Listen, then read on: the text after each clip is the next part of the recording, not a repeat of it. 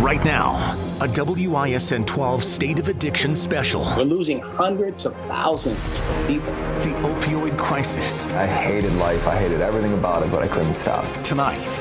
My life was on the line, like literally was on the line. The toll it's taking on families. When he relapsed, it was almost harder the second time. Why opioids are more dangerous than ever. My daughter tried it one time and overdosed and died from it. What you can do to help. Just lock it away. And hope for recovery. Pick up the phone today, get yourself some help. The opioid crisis. What every family needs to know. In partnership with the Mark Wahlberg Youth Foundation, DEA 360, and Walmart. From the WISN 12 studios, here's Derek Rose and Diana Gutierrez. Good evening. I'm Derek Rose. And I'm Diana Gutierrez. Lives have changed dramatically over the last year, but Wisconsin's opioid crisis has not. In the most recent statewide results available, the number of opioid deaths grew more than 8 times from 2000 until 2019. And in Milwaukee County, the numbers jumped another 34% in 2020. Now, for several years, WISN 12 has covered the state of addiction in southeastern Wisconsin. And tonight, we hope to refocus some attention on it again. One of our partners for this program is the Mark Wahlberg Youth Foundation. You might be familiar with the acting Wahlbergs, Mark, Donnie, and Robert, but brother James is an accomplished writer, director, and also a recovering addict. We start with his story. Can you open up and share a little bit with our audience about your personal connection with this subject?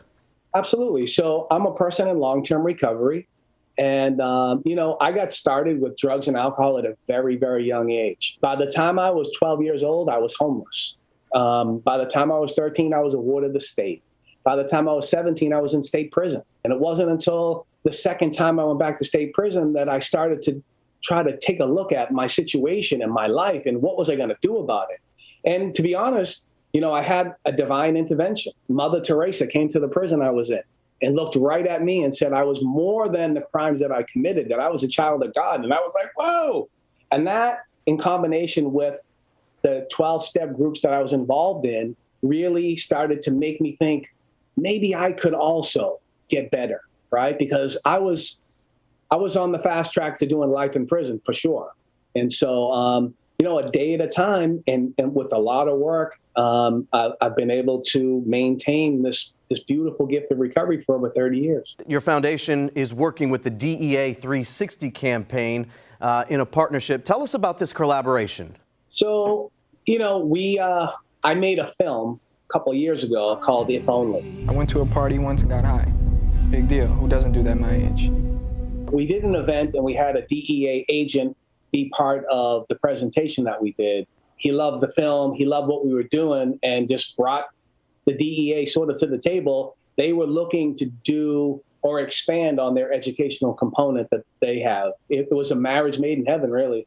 And why is the work of the foundation so important in terms of this particular topic? Well, it's funny. I often get asked the question, why? And my response is always the same. Why not? Why? And why isn't everybody, right? Like, I'm so overwhelmed and excited by the fact that you're doing this, right? That your station has chosen to have this conversation, right? Because if we don't have this conversation, then we end up losing more and more people. So my answer is always, why not? And why isn't everybody having this conversation? We're losing hundreds of thousands of people, right? It's unbelievable. And finally, I would ask you to speak to 3 different groups of people. Parents, as you mentioned, who would be watching this, someone who was on the edge thinking about recovery, and someone who was already in recovery. What would you say to those 3 groups of people and what you want them to get out of this special? I'm going to talk to the parents first. Your children, I'm sorry, and I hope this doesn't sound condescending or anything in any way, but too many parents are worried about their children being their friends, right? Your children are not your friends. They're your responsibility. So I would encourage parents to talk to their kids, ask them what their friends are doing, ask them what they're being offered, what kind of uncomfortable situations they're being put in, and give them the ability to be able to call you to get saved, if you will, right? and worry about consequences later. But I was so worried about my son being my friend because I didn't have a great relationship with my dad. And so because of that, I missed a lot of signs, and I wasn't paying close enough attention, and we paid a price for that. For people who are early in recovery, again, we talked about this phone, right? This phone can be a lifeline, right? Use it. There are meetings now, recovery-based meetings that you can join that are all going on around the world. And people that are thinking about getting in recovery, I would say no time like the present, right? Because the next time you use could be the last time you use, right? Because, the people that are making these drugs and the people that are mixing these drugs, they're not your friends. They don't care about you, right? You're just a customer to them, right? And guess what? A calling card or an advertisement point is when a bunch of people overdose and die from your product. That's a selling point. Can you imagine that? That, oh, it's really strong. We got to get that one, right? So don't wait till tomorrow. Pick up the phone today. Get yourself some help today. All right, Jim Wahlberg with the Mark Wahlberg Youth Foundation. Thank you for your time. Thank you for your story as well. And thank you for your words of encouragement for our community. Thank you. And once again, I just want to thank you guys so much for having this conversation. You really might contribute to saving somebody's life today. So thank you. As you'll hear often over this hour, the effects of the opioids are unpredictable. Jim Wahlberg struggled with addiction for years. Alexis Crandall barely had time to struggle at all. She was only 17. Her mother was with her in the hospital when she died. I never thought I would be giving pieces of you away. It feels like a dream. Any minute now, you're gonna sit up, throw your arms around my neck and say, "I love you, Mama." Here they come. I can hear the gurney coming down the hallway. They're really going to take you. How do I say goodbye? She did not wake up. And that's a picture of the last hug that I ever gave my daughter. How was your daughter, her personality? She was a good kid, very independent. She was very smart. She had a lot more guy friends, I guess. She was one of the guys. And we were really close. I thought she had told me everything that was going on in her life, but that I soon found out that was not the truth. And so, Melanie, I want to take you back. How and when did you find out Alexis was addicted? I actually didn't deal with addiction. I got a phone call one night saying that my daughter was in the emergency room from her boyfriend and that he thought she had done heroin and that she was overdosing. And that is the first time ever that I heard anything about it or that I knew anything about it. It's kind of like, I think of it as a double-edged sword. I didn't have to deal with the years of addiction that a lot of families have to go through, the lying, the stealing, the financial burdens that they have to go through. But on the other side of the sword, my daughter tried it one time and overdosed and died from it. So that one time that you got the phone call that she had overdosed, that was the first and only time you ever received any type of drug-related call. It's Wisconsin, so you think of underage drinking, and that being an issue. You don't think in, Jefferson, Wisconsin, USA, that you're going to have a heroin epidemic or, 17-year-old children dying from it. I mean, do you think it was just like maybe, it could be a multiple things like peer pressure? Was she experimenting? I mean, was this kind of just like influence around her? I do kind of think that it was a lot of peer pressure. I think that a lot of young boys and girls, if their significant other or boyfriend or girlfriend says, "Hey, I'm doing it," or "Hey, you should try this," or "If you don't, I'm going to break up with you." I mean, kids are so emotional nowadays and they take those things to heart. She didn't necessarily have the best, her childhood wasn't the easiest. I was a single parent, struggled a lot. Her father was an alcoholic and a drug addict.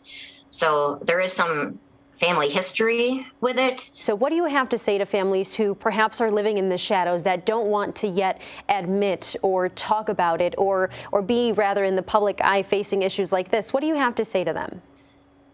First of all, you can't be ashamed of it. I think that a lot of people are working really hard on trying to remove the stigma of addiction. You can't be one of those parents that's going to say, it's not my child. It was somebody else's kid that got my kid to do it. You have to own up to it, I guess. I was never proud of the fact of what happened to my daughter, but it didn't do me any good to be ashamed of it and to hide behind it either.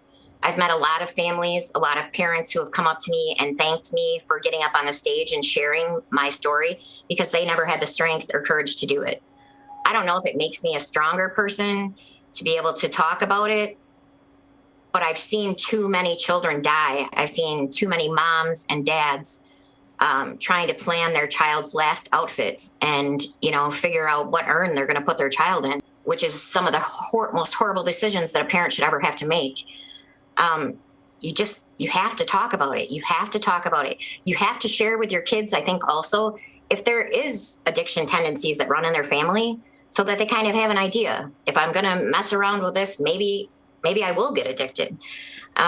You just have to talk. I can't express that enough. It's been 8.5, almost a decade since your daughter passed away in 2012. If you could, what would you say to her now? Oh my God. I've thought of this many, many times. The first thing I would do is tell her that I love her. I don't know that I told her that day. I don't know that I told her that day. And we're kind of always have been a family that when you get off the phone with somebody, you say, I love you. And I don't believe that I said that to her that day. So that would definitely be the first thing that I would tell her. I would probably also just, sit down and talk to her and say, hey, what's going on? Is something bothering you? Are you struggling? What's the situation with you and your boyfriend? Just to get into her head a little bit more.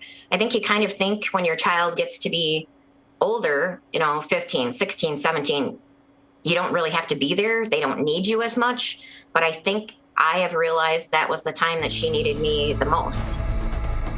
So the question a lot of people may have is, what makes opioids so dangerous? Dr. Ryan Feldman is a toxicologist with the Wisconsin Poison Center, an emergency medicine pharmacist with Froedtert and the Medical College of Wisconsin. He's also an assistant professor at the Medical College. We hear this term opioids so often and how more prevalent it's become over the last few years. But some folks may not know particularly what an opioid is. Kind of give us that definition and why opioids are in fact so dangerous. So an opioid is any drug that stimulates the opioid receptor in your body. And there's a lot of different drugs that can do that. Many people are familiar with prescription opioids that we use therapeutically to treat pain. That would be things like oxycodone, hydrocodone, or morphine. And people are also probably familiar with some of the illegal opioids like heroin or the synthetic opioids that heroin is frequently cut with to make it more potent, like fentanyl or its analogs. But it doesn't stop there. At the Poison Center, we deal with some of the more interesting opioids, synthetic opioids, which are man-made to actually evade legal detection or detection from drug screens, things like brorphine or U47700. So kind of interesting synthetics. Talk to us a little bit about the cases that you see where somebody may overdose and had no idea how much opioid or how much of an opioid they had or how much fentanyl or another cut agent was in the substance they consumed. Well, this is a serious problem. When we think overdose, we think a lot of people conjure up ideas of people with substance use disorder who are maybe injecting drugs. But this can happen to anyone. This can happen to people who are medically prescribed opioids and have a dose increase that's too much for them, or people who take opioids regularly and it builds up in their system. Even a child who has access to a parent's opioids at home and accidentally eats a tablet, we run into that at the Poison Center quite frequently. And in terms of when a person gets to that point of overdose, what is the antidote? I know we talk a lot about naloxone. Kind of go down that path for us. So naloxone is an amazing antidote. It 100% reverses the effects of opioids. So if you get an overdose, you can become too sleepy, unconscious, unresponsive, and stop breathing. Naloxone will reverse those effects and allow somebody to start breathing again. And in the state of Wisconsin, naloxone is available to anyone without a prescription due to a standing order from our Department of Health. It won't treat someone who has an active opioid addiction that needs treatment, but it will keep somebody alive through an overdose so that they can seek recovery and get the treatment they need. We know you may already have questions. Dr. Feldman will be one of the experts joining us again live to take your questions on the 12 News Facebook page. Now, it's not just the addict who lives with addiction, and recovery is not always permanent. Learn to love him from a distance. Now my parents are struggling again because they don't have a relationship with their son. Next, a local family's struggle. And the COVID pandemic may have stolen the headlines from the opioid crisis, but we'll look at how it's also made the crisis worse when What Every Family Needs to Know continues.